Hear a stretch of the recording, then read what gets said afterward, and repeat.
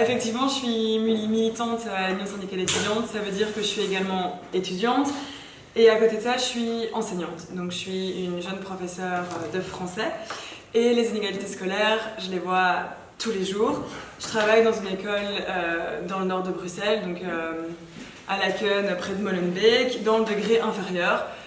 Et j'ai, je pense, peut-être les deux classes qui nous montrent les inégalités scolaires de la manière la plus criante, à savoir la première secondaire, parce que tous les jours, je me rends compte à quel point les inégalités, elles sont déjà présentes, elles sont déjà forgées dans le primaire. J'ai des élèves dans ma classe qui n'ont certainement pas réussi le CEB et que les élèves, que les écoles de primaire, ont quand même laissé passer. Et donc j'ai des espèces de différences de niveau totalement énormes dans ma classe, avec des élèves qui, effectivement, comme vous le disiez, en fait, ne savent pas lire. Enfin, ils déchiffrent, ils ne savent pas lire. À côté de ça, j'ai l'aide 2S. Je ne sais pas si vous êtes familier avec cette année-là, mais l'aide 2S, c'est une année de remédiation pour les élèves qui ont raté le CE1D. Donc c'est un peu l'année de la dernière chance. C'est une année qui est hyper forte émotionnellement, à la fois pour l'élève et pour la professeure, et qui est aussi hyper stressante. Si l'élève rate son année, eh bien c'est aller simple vers le professionnel, généralement avec des élèves qui n'ont pas confiance en l'institution scolaire, qui n'ont pas de projet, qui n'ont pas forcément de passion spécifique pour un métier, et ils se retrouvent simplement vers le décrochage scolaire, et c'est tout. Moi je me sens hyper impuissante par rapport à ça, parce que je sais plus qui l'avait dit, mais oui, les enseignants, je pense qu'on est de bonne volonté, on a vraiment envie que ça fonctionne, mais c'est pas suffisant. Au mieux, moi j'ai vraiment une image en tête, c'est de mettre des sparadraps sur un corps entier qui est en train de saigner, et c'est extrêmement difficile à vivre au quotidien. Moi, c'est quelque chose qui me touche énormément.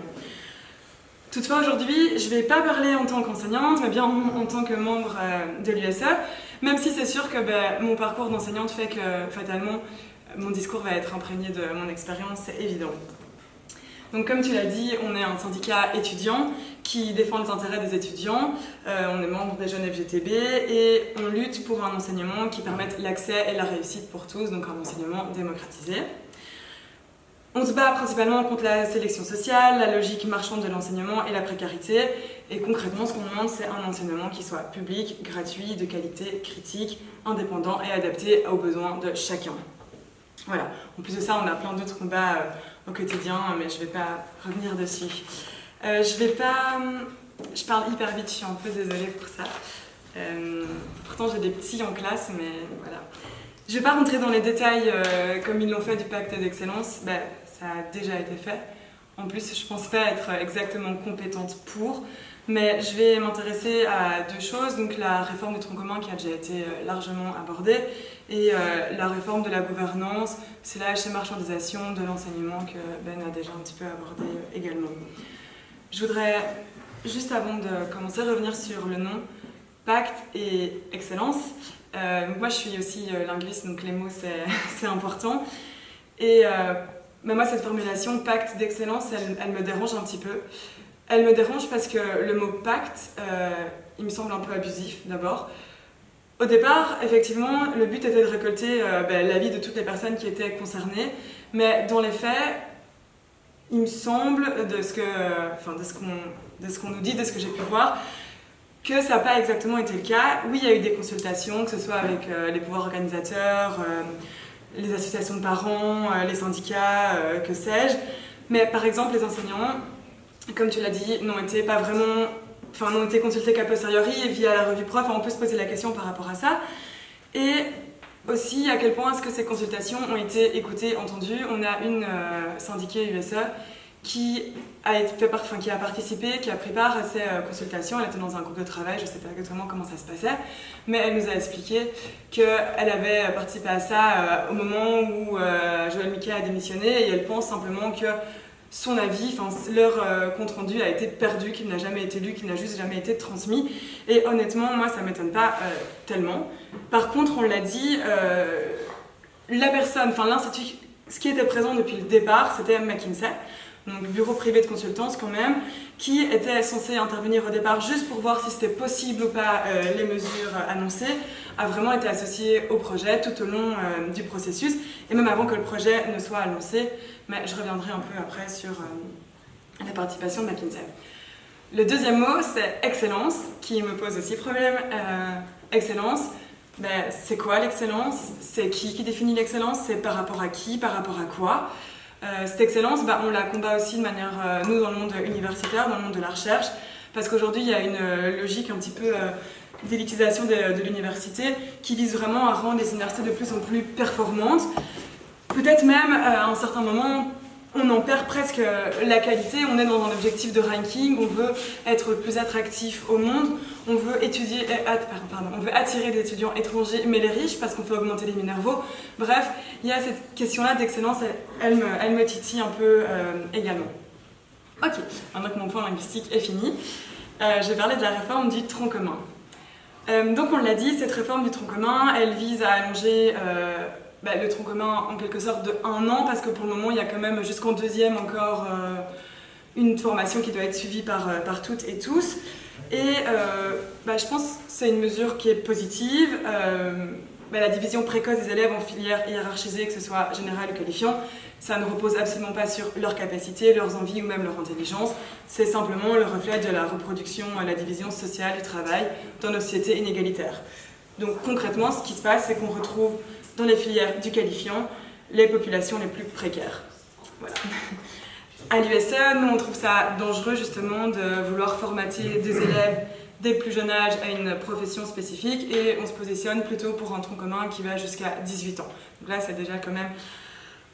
on avance quoi. Mais la question c'est, est-ce que allonger un tronc commun, ça va être suffisant pour combattre les inégalités scolaires? Tu l'as un peu dit tout à l'heure, je sais plus qui l'a dit en fait, mais en Belgique, il y a un phénomène qui fait que les parents peuvent choisir l'école de leur enfant, mais ça veut aussi dire en fait qu'ils doivent trouver l'école de leurs enfants.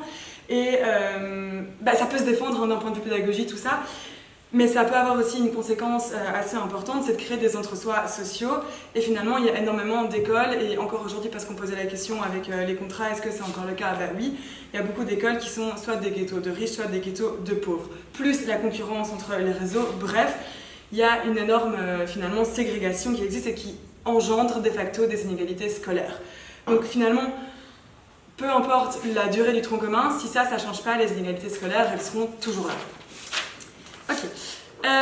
En plus de ça, je pense qu'il est évident que ce tronc commun, il ne peut fonctionner que s'il est accompagné d'un financement beaucoup plus important pour justement permettre un encadrement de qualité.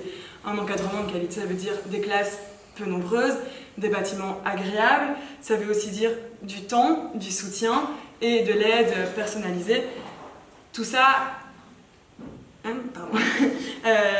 donc parce qu'après je reviens sur le financement, je me perds là. Mais le pacte d'excellence, il prévoit 2 heures d'accompagnement personnalisé par semaine.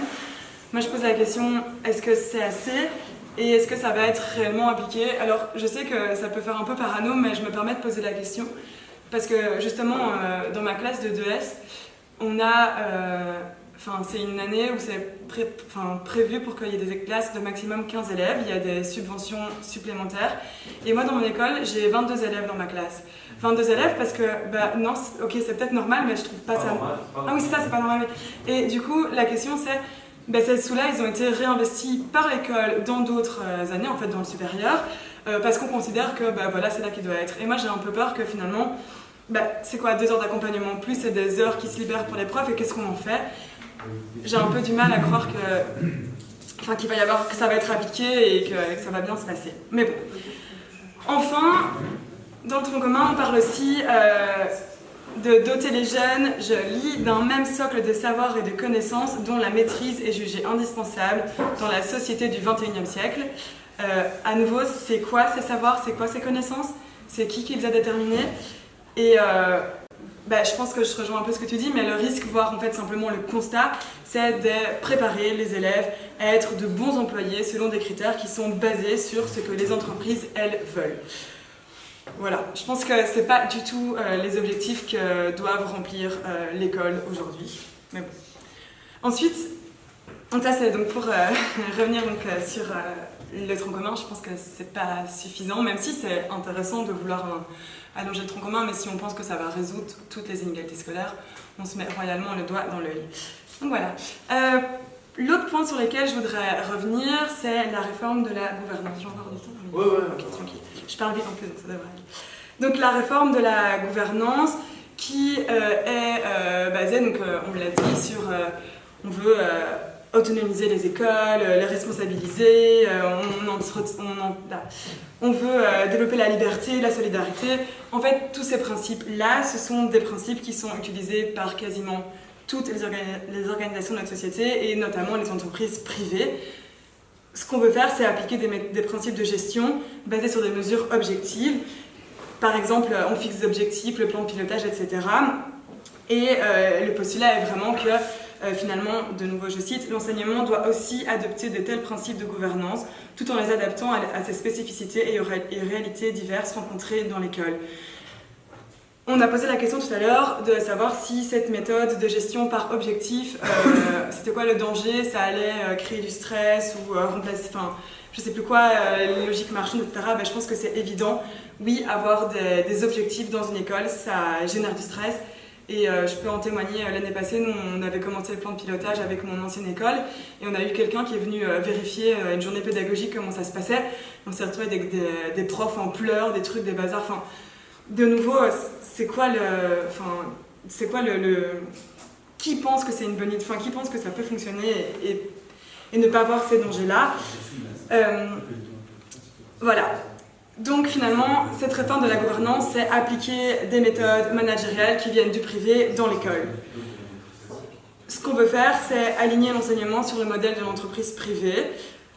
Mais l'école, c'est pas une entreprise et on ne peut pas avoir un enseignement public digne de ce nom quand c'est des impératifs économiques, non, lorsque les impératifs sont dictés par l'économie. Voilà. Tout ça m'amène à parler un petit peu plus de marchandisation de l'enseignement.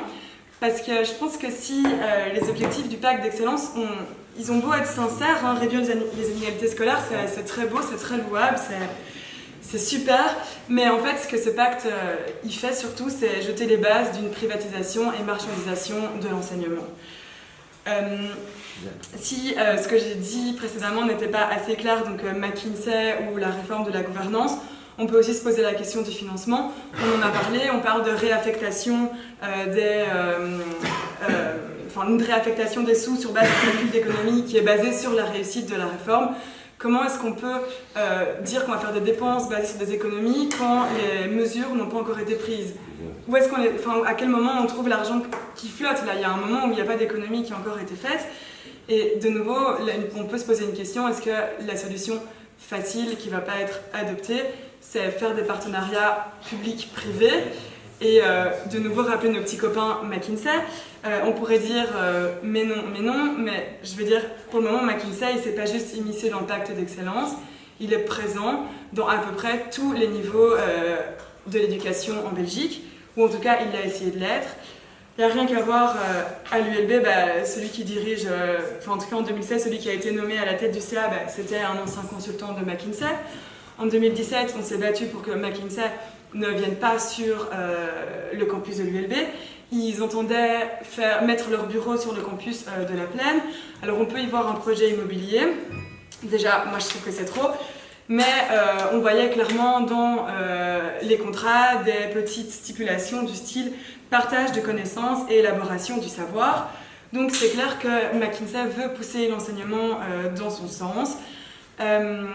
Voilà.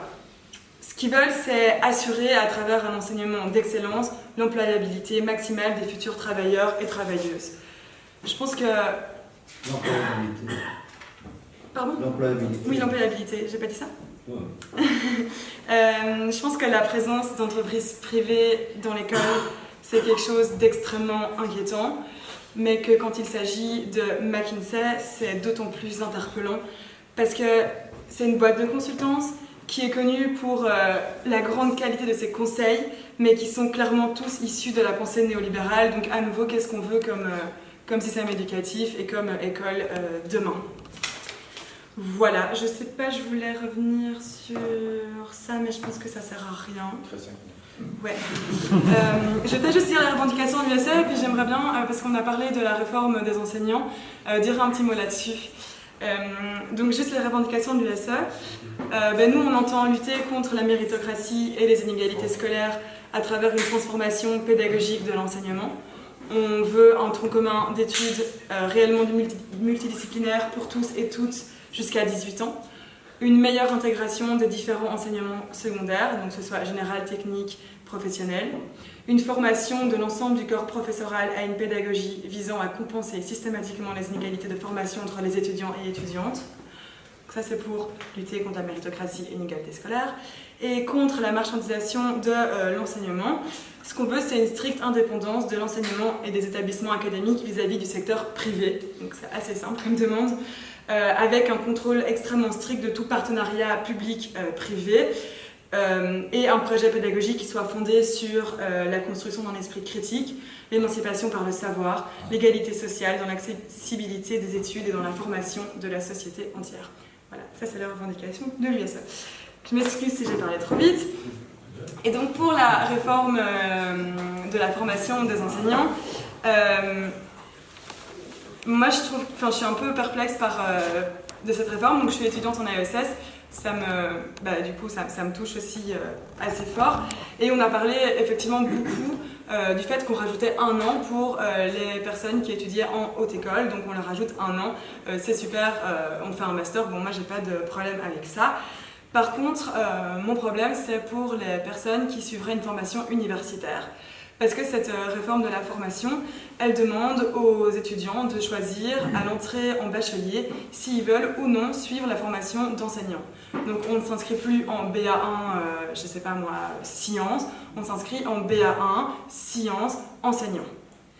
C'est un petit peu contradictoire avec l'idée même qu'on a de l'université, à savoir que c'est pas un endroit où on va pour trouver une profession, c'est une formation qui est... c'est pas juste ça, je pense que c'est important de se battre pour que ça ne devienne pas ça.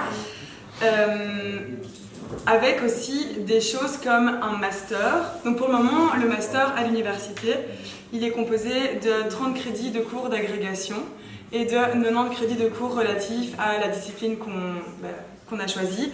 Et là, la réforme, elle prévoit d'inverser le rapport. Donc d'avoir 90 crédits, ou plus de 60 crédits, en fait, ce qu'il y a de mémoire, liés à l'agrégation, et 30 crédits liés à la formation spécifique. Quand on prend en compte que les étudiants auront encore moins d'heures liées à la discipline dans le bachelier, ça veut dire que finalement, il reste quasiment plus de formation quant à la discipline que les étudiants ont choisie. Et donc, on perd totalement l'intérêt de faire des études uniques. Enfin, je sais pas, là je vais peut-être me confondre, mais je vais juste reprendre. Hop. Ouais, on perd un petit peu l'idée des études universitaires de base, je pense. Je pense que je vais m'arrêter là. Merci.